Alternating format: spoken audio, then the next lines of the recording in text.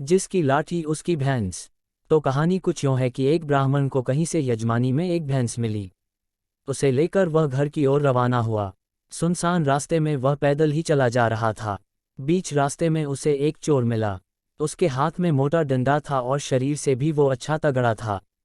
उसने ब्राह्मण को देखते ही कहा, क्यों ब्राह्मण देवता, खूब दक्षिणा मिली लगती है, पर यह भैंस तो मेरे साथ जाएगी। ब्राह्मण ने झट कहा, क्यों भाई? चोर बोला, क्यों क्या, जो कह दिया सो करो। भैंस छोड़कर चुपचाप यहाँ से चलते बनो, वरना लाठी देखी है, तुम्हारी खोपड़ी के टुकड़े टुकड़े कर दूंगा। अब तो ब्राह्मण का गला सूख गया।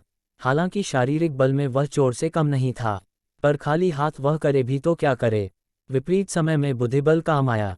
ब्राह्मण बोला, ठीक है भाई, भैंस भले ही ले लो, पर ब्राह्मण की चीज यूं छीन लेने से तुम्हें पाप लगेगा। बदले में कुछ देकर भैंस लेते तो पाप से बच जाते। चोर बोला, यहाँ मेरे पास देने को धरा क्या है?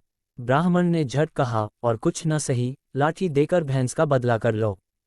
चोर ने खुश होकर लाठी ब्राह्मण को पकड़ा दी और भैंस पर दोनों हाथ रखकर खड़ा हो गया। तभी ब्राह्मण कड़क कर बोला, चल हट भैंस के पास से, नहीं तो अभी खोपड़ी दो होती है। चोर ने पूछा, क्यों? ब्राह्मण बोला, क्यों क्या, जिसकी लाठी उसकी भैंस।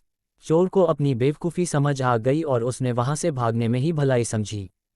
किसी ने सच ही कहा है कि जिसमें अक्ल और बल है, उसी का पलड़ा भारी रहता है। तो अब समझे कि यह कहावत यहीं से शुरू हुई, जिसकी लाठी उसकी भैंस। दोस्तों, कहानी आपको पसंद आए तो चैनल को सब्सक्राइब ज़रूर कर लें।